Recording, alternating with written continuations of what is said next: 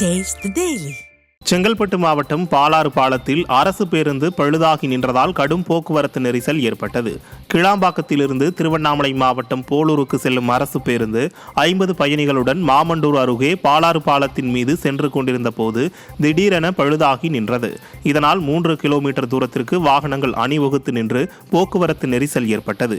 பேருந்தில் பயணித்த பயணிகள் நடுரோட்டிலேயே இறக்கிவிடப்பட்டதால் கடும் சிரமத்திற்கு ஆளாகினர். ஸ்டாலின் ஆட்சியில் தகர டப்பா பேருந்துகளால் பொதுமக்கள் அவதிக்குள்ளாகின்றனர்.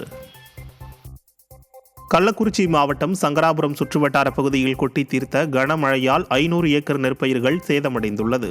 கீழப்பட்டு, மேலப்பட்டு, மஞ்சப்புத்தூர், வளையம்பட்டு, ஆரூர், கொளத்தூர், பழையானூர், விரியூர் உள்ளிட்ட 10க்கும் மேற்பட்ட கிராமங்களில் அறுவடைக்கு தயாராக இருந்த நெற்பயிர்கள் சேதமடைந்துள்ளதால் உரிய நிவாரணம் வழங்க வேண்டும் என விவசாயிகள் தொடர்ந்து கோரிக்கை வைத்து வருகின்றனர். உடுமலை திருமூர்த்திமலை பஞ்சலிங்க அருவியில் சுற்றுலா பயணிகள் குளிக்க தடை விதிக்கப்பட்டுள்ளது.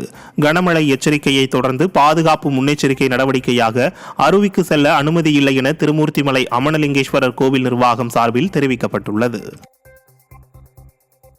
பெரம்பலூர் மாவட்டம் குன்னம் அருகே துங்கபுரம் அரசு ஆரம்ப சுகாதார நிலையத்தில் மழைநீர் கசிந்து மருத்துவமனைக்குள் தண்ணீர் தேங்குவதாக நோயாளிகள் குற்றம் சாட்டியுள்ளனர். துங்கபுரம் பகுதியில் பெய்த மழையால் அப்பகுதியில் உள்ள அரசு ஆரம்ப சுகாதார நிலையத்தில் மழைநீர் கசிவதாக குற்றம் சாட்டியுள்ளனர். மேலும் இந்த மழைநீர் மருத்துவமனைக்குள் புகுவதால் சுகாதார சீர்கேடு ஏற்படுவதாகவும் நோயாளிகள் வேதனை தெரிவித்துள்ளனர். இதுகுறித்து பல முறை அரசிடம் புகார் அளித்தும் திறனற்ற திமுக அரசு நடவடிக்கை எடுக்கவில்லை எனவும் மருத்துவத்துறை முற்றிலும் மோசமடைந்துள்ளதாக பொதுமக்கள் குற்றம் சாட்டியுள்ளனர். நாகையில் கனமழையால் 3000 ஏக்கர் சம்பா மற்றும் நேரடி விதைப்பு நெற்பயிர்கள் மழைநீரில் சாய்ந்து பாதிக்கப்பட்டுள்ளதால் விவசாயிகள் கவலையடைந்துள்ளனர். 24 மணி நேரத்தில் 15 சென்டிமீட்டர் மழை பெய்ததால் சம்பா சாகுபடி செய்யப்பட்டிருந்த வயல்களில் மழைநீர் தேங்கி நெற்பயிர்கள் தண்ணீரில் சாய்ந்து சுமார் 3000 ஏக்கர் சம்பா மற்றும் நேரடி விதைப்பு நெற்பயிர்கள் சேதமடைந்துள்ளன. இதனால் விவசாயிகளுக்கு கடும் நஷ்டம் அடைந்துள்ளதால் நிர்வாகத்திறனற்ற ஸ்டாலின் அரசு உரிய நிவாரணம் வழங்க வேண்டும் என விவசாயிகள் வலியுறுத்தியுள்ளனர். சுமார் 3000 ஏக்கர் நேரடி சம்பா சாகுபடி ஒரு பெரிய பேரழிவை சந்தித்திருக்கிறது. பார்த்தீங்கன்னா இன்னைக்கு 110 நாளில் இன்னைக்கு கதிர் வரக்கூடிய ஒரு பருவம், கதிர் வந்த பருவம், இதெல்லாம் இன்னைக்கு அப்படியே மூழ்கி சாய்ந்து கிடக்கிறது. இதனால இன்னைக்கு விவசாயிகள் மிகப்பெரிய ஒரு வேதனையை சந்திச்சிருக்காங்க. வெளியிலாம் தனியார்லாம் கடன் வாங்கி ஒரு ஏக்கருக்கு 40,000 ரூபா போல கடனை பெற்று இந்த சாகுபடி செய்த இந்த விவசாயிகள் இன்னைக்கு கண்ணீரில் தத்தளிக்கிறாங்க. என்ன செய்யறதுன்னு தெரியல. கள்ளக்குறிச்சி மாவட்டத்தில் கோமுகி அணைப்பகுதியில் பெய்த மழையால் அணையிலிருந்து 3000 கன அடி நீர் வெளியேற்றப்பட்டுள்ளது. கச்சிராப்பாளையம், கல்வராயன் மலை, சங்கராபுரம் உள்ளிட்ட பகுதிகளில் பெய்த மழையால் கல்வராயன் மலையில் உள்ள பல்வேறு நீர்வீழ்ச்சிகளில் நீர்வரத்து அதிகரித்து மலையின் அடிவாரத்தில் உள்ள கோமுகி அணைக்கு 3000 கன அடி நீர் வந்தது.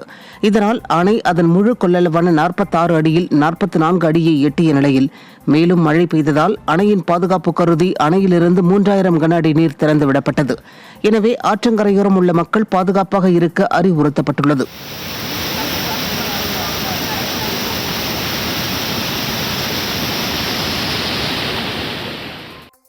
தூத்துக்குடியில் பெய்த மழையால் திருவை விளையாட்டு மைதானத்தில் ஒருநாள் மழைக்கே மழை நீருடன் கழிவுநீரும் கலந்து குளம் போல காட்சியளிக்கிறது. இதனால் துர்நாற்றம் வீசி நோய் தொற்று பரவும் அபாயம் ஏற்பட்டுள்ளது.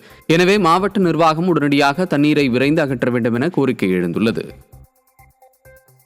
மயிலாடுதுறை திருக்கடையூர் பிரதான சாலையில் மழைநீர் ஆறு போல ஓடியதால் வாகன ஓட்டிகள் கடும் சிரமப்பட்டதுடன் சாலையோர வியாபாரிகள் செய்வதறியாது தவித்தனர். மேலும் ஒரு சில வீடுகளில் மழைநீர் புகுந்ததால் பொதுமக்கள் வீடுகளுக்குள்ளேயே முடங்கி கிடக்கும் சூழல் ஏற்பட்டது.